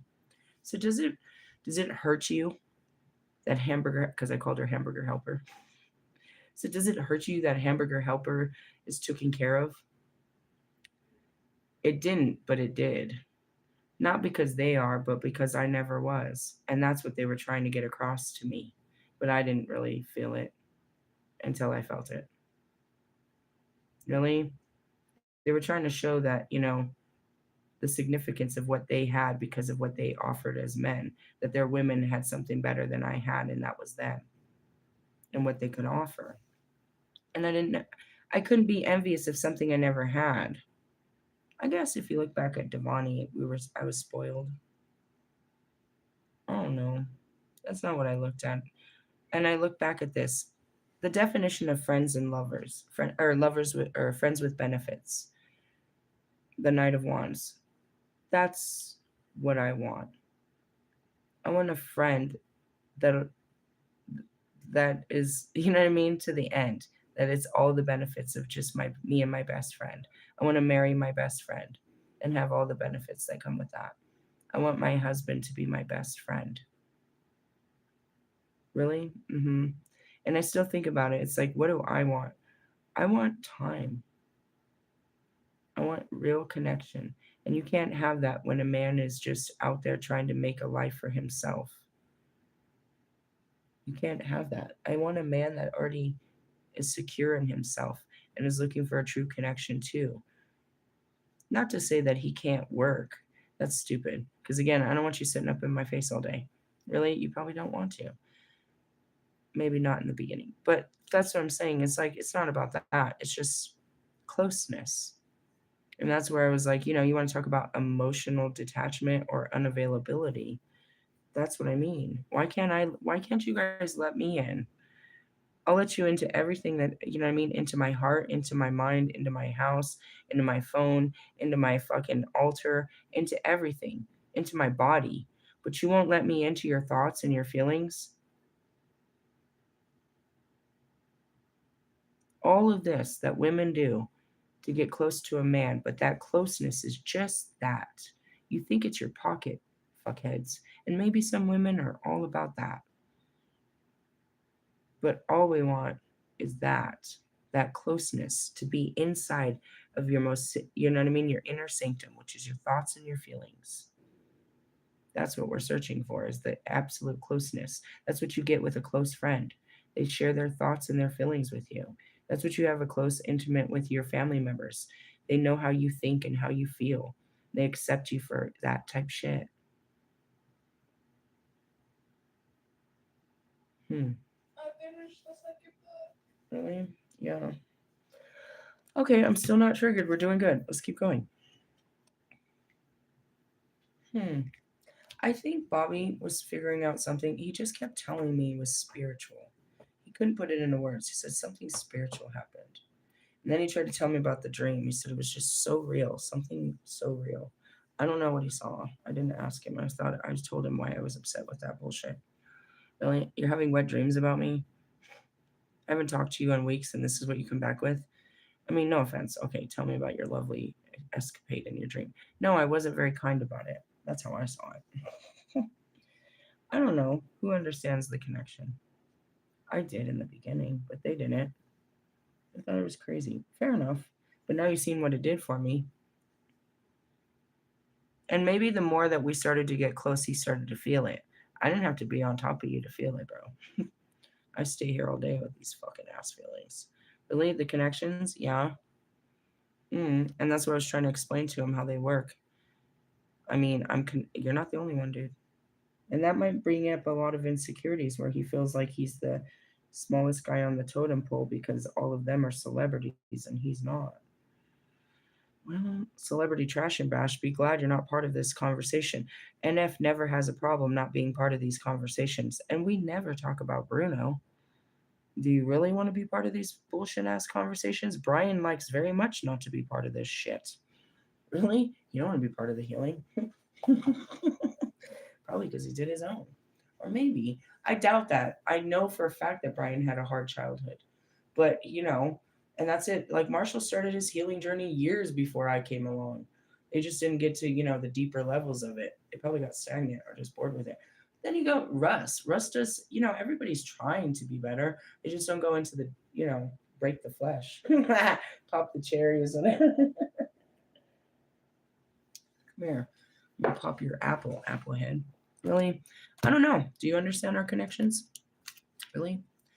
Something else. I know I was a distraction from your pain.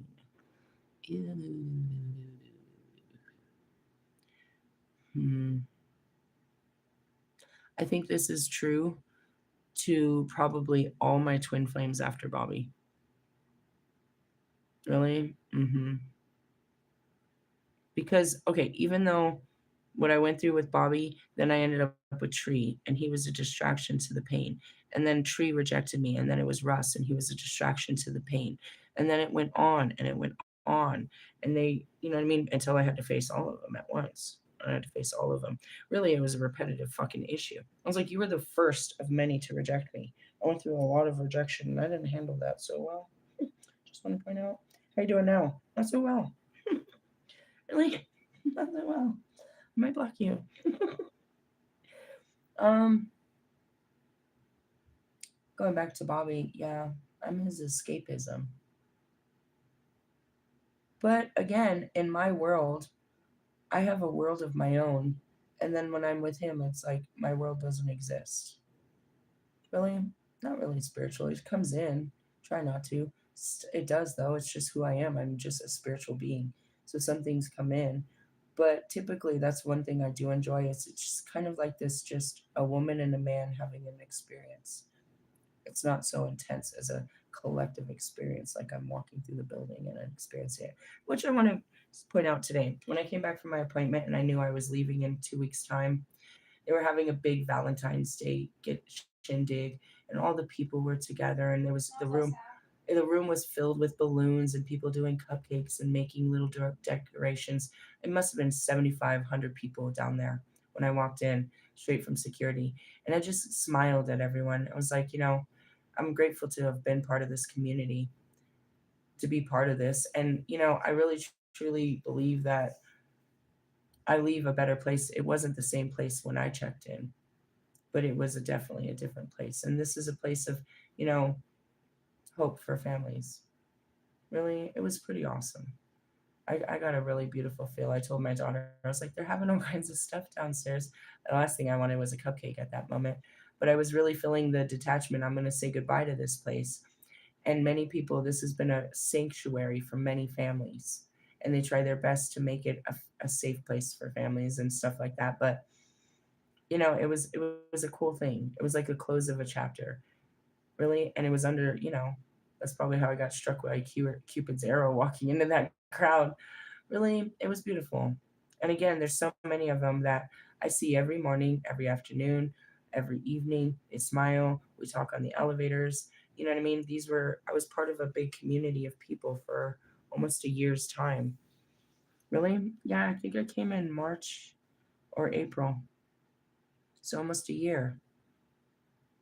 And it wasn't a terrible place to live. It was a lot of, highs and lows. But I know that I'm leaving soon, so I kind of just looked at the whole place. I was just staring all the way up to the seventh floor and all of them. It's like this was a great place to call home, but it's time to leave soon. It'll be hard to say goodbye. Really, it's just letting go of the memory because it'll be a memory the second I leave. Really, it's home now, but it'll be a memory in just a few days. You know what I mean? A few weeks time. Hmm. Distractions of pain. That's all we're ever trying to do is run away from our pain. What do we got? Hmm. Nobody ever said shit to me. If anything, I think that was your biggest. I think that was your biggest mistake. It would have been better if we fought it out. I don't know. If I see this, I would say, Russ, I don't even. I'm not even mad at you, Russ. You were an angry boy with a vendetta that wanted to. Can't you see Wolfman doing the same thing to me? I'm not even mad at you, bro. You might be mad at me. I told you today. I mean, some of the things, and I don't even remember. Like, you don't remember what you said. It has nothing to do with you, bro. I can't remember anything. But and that's why I said I was in the middle of a conversation, and they sure reminded me of all the hateful words I said to my family today. They reminded me of the things I said that I've said along the journey. The spirit will bring it back, certain things. And you're welcome to bring it up if you want an apology, a forward apology. But listen to my video earlier. I'm not going to apologize for something I met. And secondly, did I mean to hurt you? Probably. Why did I hurt you with my words? Because you probably rejected me or said something, and that was my only line of defense, was to hurt you back with my words.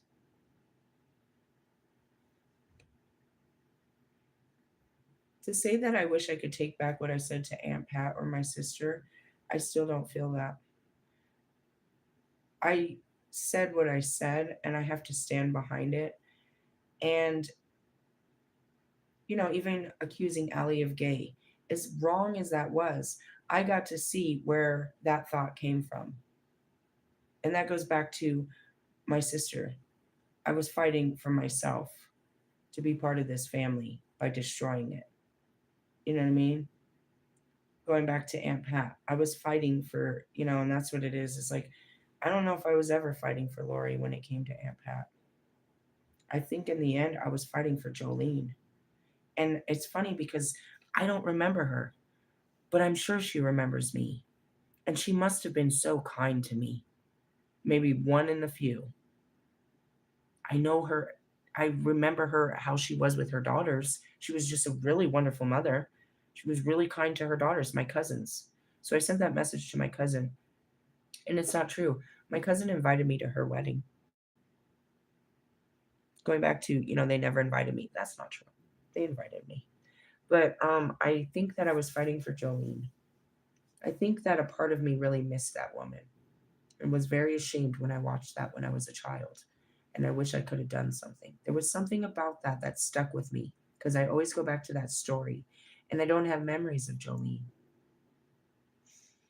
but she raised two beautiful women and they're very kind and shit. And I can just imagine. And, going back to, you know, my cousin Eva, she was very similar, all soft and kind and divine feminine energy. And her and Jolene were like bestest of friends. She was like best friends with her brother's wife and shit like that. So, I could see why it meant so much. But you could see in that video, I was fighting for all my family when I stood up to Aunt Pat by that time. I don't really think it had much to do with her. And going back to my sister, I was fighting for way more than her. I was fighting way more than her in that. If I never said those words, the truth is I would have never been set free. I guess those words would have always been in the back of my head, and maybe they always were. Because where did they come from? Telling Aunt Pat that everybody would be ashamed of her, that was in me, bro. Trying to tell my sister that I was gonna fucking abandon her like my mom did, that was in me, bro. Why? Because I felt abandoned by them.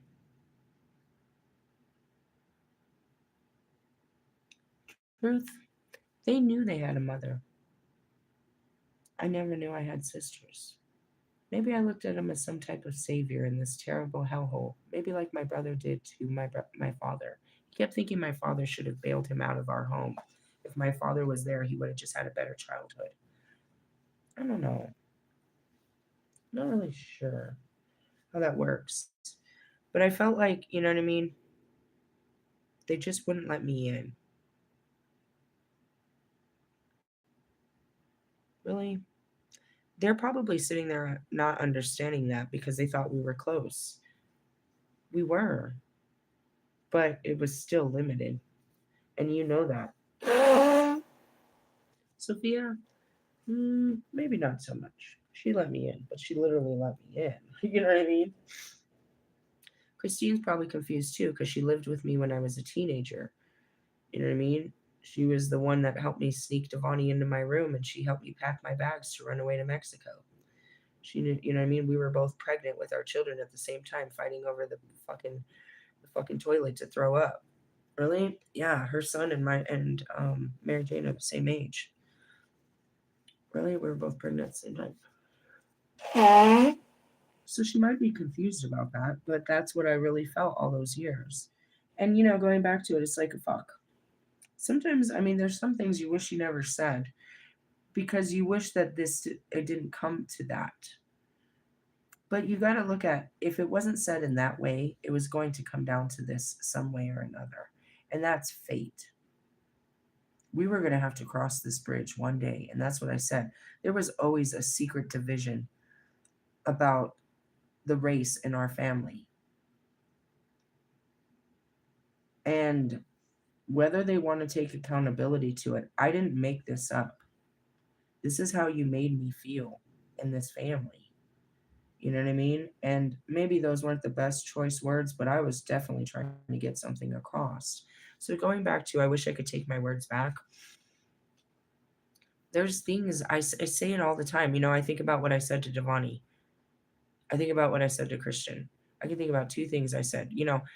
Having in the middle of sex and looking at him and telling him you're boring. That's so awful to say to a person. But at the same time, I spoke my mind, and that's extremely dangerous and hurtful. But it was my truth. I wasn't enjoying whatever was happening. I can't remember it. I just remember me saying it to him. I can't remember what we were doing, but I remember him saying it. So imagine my astonishment when he goes out trying to fuck other girls, and now I've got to work overtime. You know, wow, where'd that come from? Could be you. And then going back to Christian and making it racial. It was true. It was true. It was hurtful, but it was true. I really thought he was a Chicano. And when he took me to Oklahoma, I was so confused. I couldn't tell. I was introduced to Native Americans in general. Really? I had a type. Really? Mm-hmm. And that was really hurtful to say to him. But I was already hurt by whatever we were talking about. And so I just, jabbed him really hard with that. Really? That was mean. And I guess he probably always felt insecure about, you know what I mean, around Latinos after that because he knew I liked them more. But he really felt insecure about black men because he knew they liked me. He was just insecure. But yeah, that was pretty awful. As far as the awful things I've said to Bobby, I mean, I think I told him about his kid, which I'm pretty sure suffers from something. I don't know. I've said a lot of awful things. Should I have said it nicer? Did I lie to you? That's the question. That's where I can't really take it back. I should have said it differently, but it was the truth. You know, going back to Tebony, fuck, she's been nothing but the best fucking help. I told her yesterday, we were in tears this morning in each other. It's like, you're such a fucking wonderful person. Like a child, I looked her dead in her face and accused her of drinking. I was like, have you been drinking? Right in front of her boss, her colleagues, everybody. It's like, do you think I didn't wish I took that back when I realized how wrong I was? Or maybe I wasn't. I don't know. I'm sorry it came out of my mouth, but I'm not because I was just saying what I thought. You're like, damn, bitch, why don't you got a filter? God failed to put one in this, bitch. Really? I have no filtration, dude. None. I can process, but I can't filter. I'm on the third book, y'all. Really? Keep going. There's 22 books. Eat it up, bro. She got into a series of books. She started yesterday. She's on the third book today. Really? We like to read. I have to read them at once. Make sure you're wearing your glasses, bro. You're going to get a headache. We have a headache. That's where it came from. I wish I knew how to use better words. And that's what I'm working on, keeping my breath clean. But I don't know if I take my words back. Accusing Ellie of being gay. Well, shit, by that time he'd been the biggest fangirl on Russ.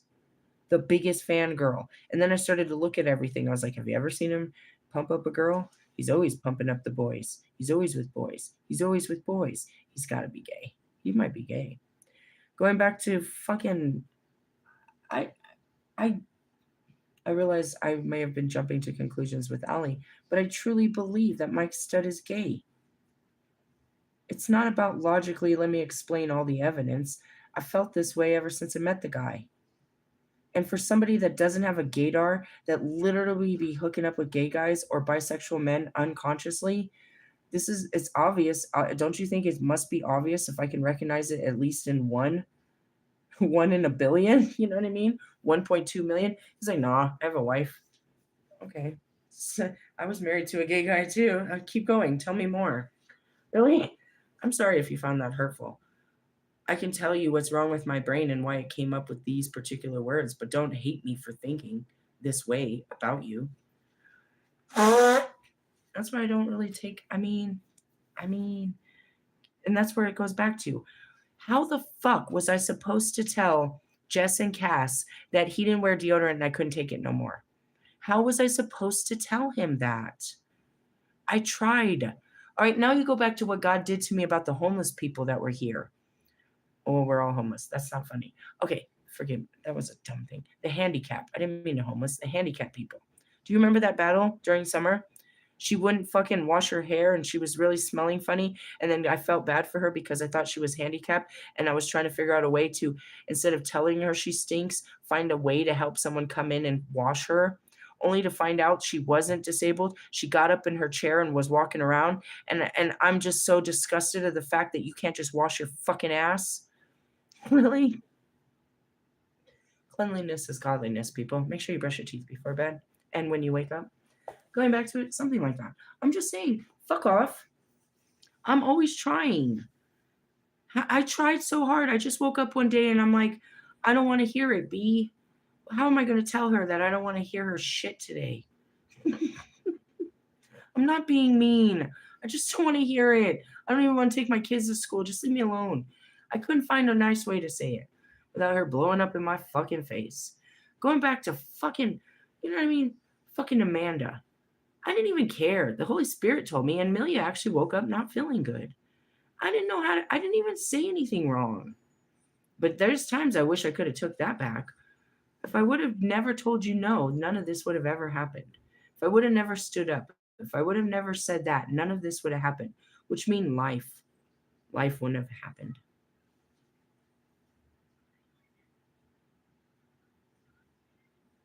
I'm seeing Aunt Pat. You know, if I never stood up to her, I would have never actually faced how unimportant I was to them, how disposable I was.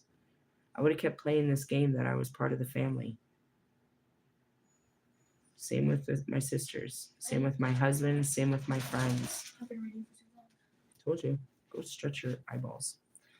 Really, I mean, I wish I could use better words, but I can't say I take back my words. And the only reason you want to take back your words, and that's it. Did you guys mean what you said, or you really didn't mean it at all?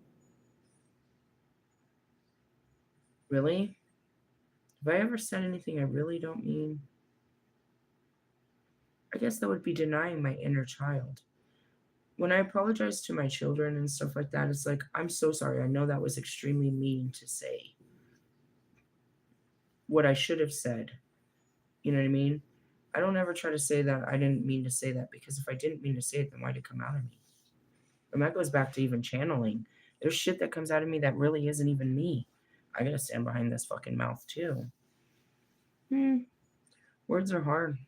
The English dictionary. Learning Spanish was easier than trying to figure out this English language, I'll tell you that much. Really? True story. All right, keep going. I remember every day detail of that day. Bobby tells me that all the time. Well, he's told me that since the beginning. I always remember the days. But then he really tells me about that one. I always think about it. I don't know what that feels like, guys. To live in a memory. To replay a memory. The only memories I get are shitty ones. They come in and I'm stuck in them, and I'm definitely trying to get that out of my head. But otherwise, no, I don't live in memories. If I see you or I think of you, I have a feeling, maybe attached to a memory, but I don't stay reminiscent. I'm not a nostalgic type of person because I just don't have memories. I didn't remember what he looked like. I'm starting to now. I've seen him enough that I'm starting to build a memory of his face. But after he left, I didn't remember him. I'm serious. I'm so serious. I was like, you're taking away my memories of him. It wasn't them. So that I don't know how to, I'm still processing, retaining information like this. When I get hurt, I want to forget. And it just automatically, I'll say it in my heart, and my brain will hear, my brain knows what to do. So something simplistic like you don't talk to me for a couple days, I start the forgetting process. I said it after 3 days. It just turns on. I can't hold on anymore. I've got to forget you.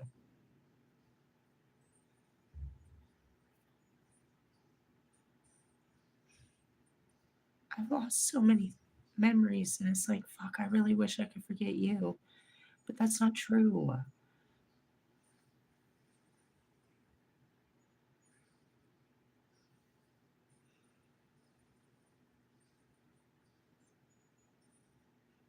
I don't know if it's I want to forget you. I just want to act like this didn't happen, was probably what I probably should have said in my manifestations. But saying I want to forget this ever happened was the most powerful words I ever put in my brain. And it's really hard to take that one out. Because whenever anything bad happens to me or anything unpleasing, that's what I say to myself. Man, I wish this never happened. I wish I could forget this ever happened. And the brain's like, I got you. I'll start erasing that memory for you. And it does. I forget the details. I forget. I can only see little pieces of it. I've tried so hard to remember you. But the reason I can't is because I tried so hard to forget you. That's the real truth. It's the ultimate truth. It's a superpower, but it's also a weakness because there's some things you wish. You know what I mean? I'm sitting here, I'm like, fuck, I wish I could remember their name. I wish I could remember. I wish I could remember. It's in there somewhere. Sometimes it pops out. They call it disassociated amnesia, where you disassociate and completely forget about it. That was my whole life. It can come back, and that's what we call the triggers. And that's why I'm doing this. It pushes my harsh feelings and memories back to the surface. I'm reliving something I've long forgotten about. And I'm dealing with the feelings that I've forgotten about. Do I remember every detail of what day? I can't. Really? It's hard to remember last week. Only through my videos I can remember talking about it and recording it. But as it happened, no. It's not that I've lost all memory, it's just I don't retain so much. I retain all of this stuff because we're constantly reliving it, but it's actually far more important to me than what I did or what I said. Really? I don't know. What the fuck did I do last week? That's where Kobe will come in and, he'll play a fucking, a VHS of whatever the fuck I was, wherever I needed to be stronger. But as far as the last week, that's why in documenting my life is so important. The diary. I have to go back and re-listen to this shit. And I will. Even though I'm keeping up with it, I'm about to start it all over and go listen to myself, how this all started with the cat. Just said, you got your computer, get to work. Ugh. Really? Yeah, I do. I have to start cataloging all of my videos and start putting them into editing profile or format. So I'll have to relive not just this journey, but what I relived in the journey too.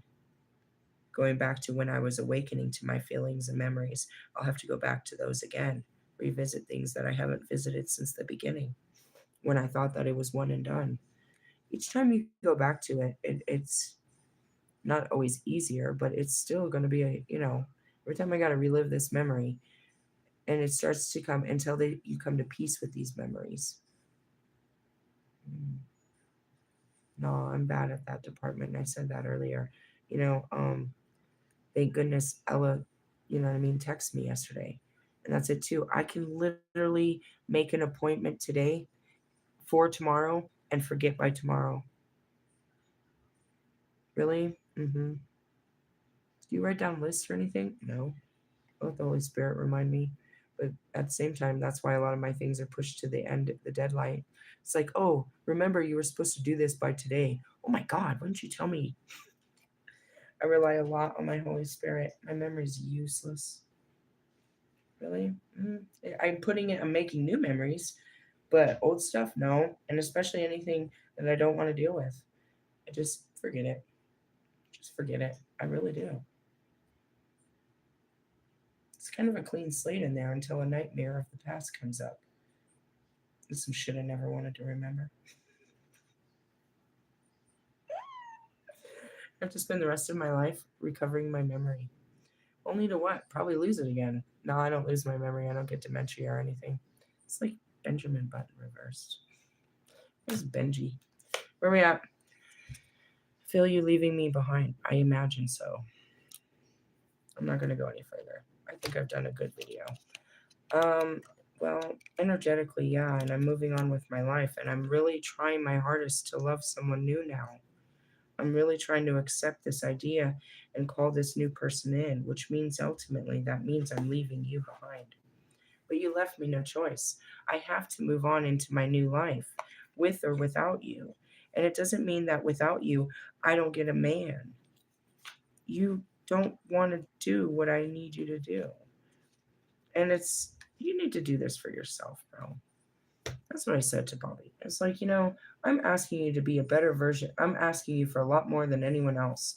But what I'm asking you for is to be the best version of you. That's it. You don't have to, Russ has to be better for me. And that's not a bad thing. That's just going to make him a better person, anyways. I had to be a better person. And that's where it started. It started with Bobby. I realized I was ill and I was like, I got to get better or he's never going to accept me. That's what started this. Then I realized it wasn't about acceptance. We were just never gonna be together. So then it wasn't about that. But that's what started it. And then it was later. It's like I need to get better. I can't be acting like this with Allie. I can't be like this with a person like Lewis. Marshall will never accept me like this. Started to go through all that. And then you go back to the very beginning, someone like Bri. Or even Bobby that did accept me that way. They all did. I just didn't. But that was the whole point. I wanted to be a better version of myself for you, whether you choose to believe that or not.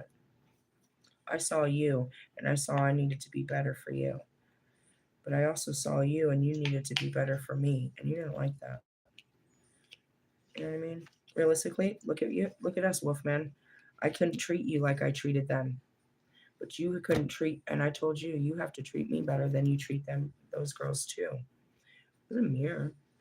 Nobody wanted to step up their game. I kept doing it, even though I didn't want to. I keep doing it. And obviously making it through this whole thing without saying, you know what, fuck Valentine's Day and go fuck you and I'm out. Made it pretty far. I forgot to pull all these out, but I'm going to put them all away because we've been on this for 2 hours.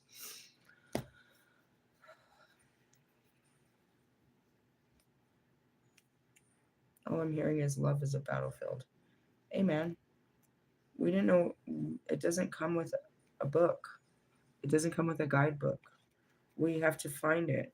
We have to figure out what works and what doesn't. And mostly, you know what I mean? You think the answer is just giving all your love, but we also learn that the hard way too is I don't understand why it's so unsafe, but it's always been proven it's unsafe to give all your love right out the gate. You're supposed to portion it and be careful so that you don't get taken advantage of. But then that means it's filtered and we're never being honest.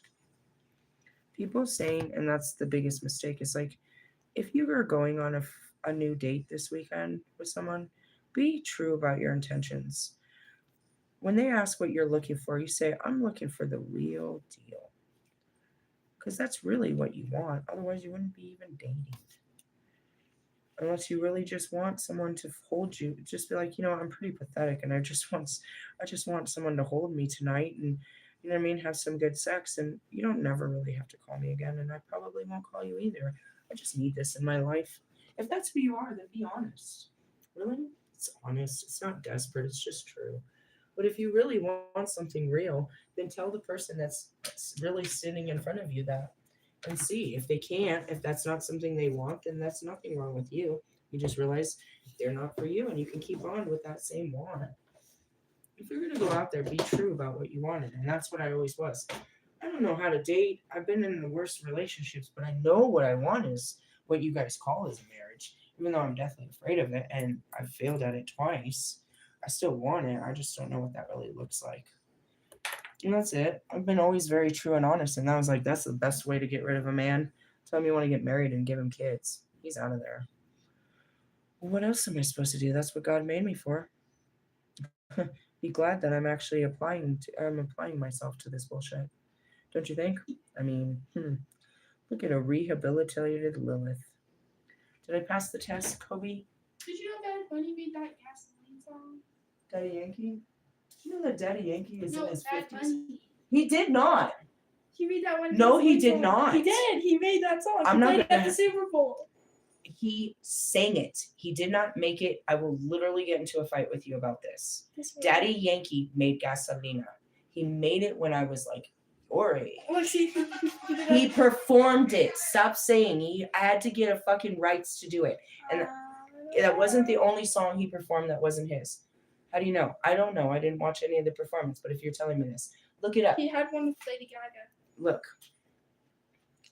Where's your Google? It's in my headphones. Who was the creator of the song Gasolina? Watch. Daddy motherfucking. Hey, your name is Eddie? Shut up. Oh no, and Eddie Deed. I was like, who's Eddie? Oh yeah, it was Ramon. I told you, 2004. How old was I? Mary was born in 2000, so I was 18, 19, 20. Told you, he just I promise you. I'll get in a fight with you over that one. He played a song with Lady Gaga, and she was all up on it. And it was She's really on weird. every fucking male artist she performs with. And she was really white. Like I didn't think Lady Gaga was that white. She was like Jeez. white, that like color. They might have Very put odd. body paint on her to make her stand out. No, I don't want to see it. You're interrupting my video with that. No, but it's I'm like standing up for Daddy Yankee. Hey, there's my Aquarius. For real though. How's that divorce going there, buddy? Have you learned Jesus Cristo enough? No, I like Daddy Yankee. His birthday was like a couple days ago. I missed it. Told him Look, happy she birthday. looks so white. So, And then she's all up on him. you know what's making her And stand this out is where her behind the eyebrows. scenes. It was all up on I know, but she did that with every artist, dude. She's so like the white. It looks Angelina so Jolie weird. of I thought that. she was like tanner. Tanner. I thought she was not that white. I thought All she right, was well, like good luck with your love lives and stuff, and your wives and your strifes. It's just about rehabilitating yourself into a place where you can accept love and take it to that next level, because that's what God made us here, is made us for, is to have that bond between a man and a woman, which is God and Goddess. I don't know, we keep getting some demons though, don't we? Considering the demons are fallen angels, you shouldn't be so upset about this. Really, they're a good person once you get to know them. Hey, I love you guys. I'll catch you for tomorrow's Friday funness. Later, haters.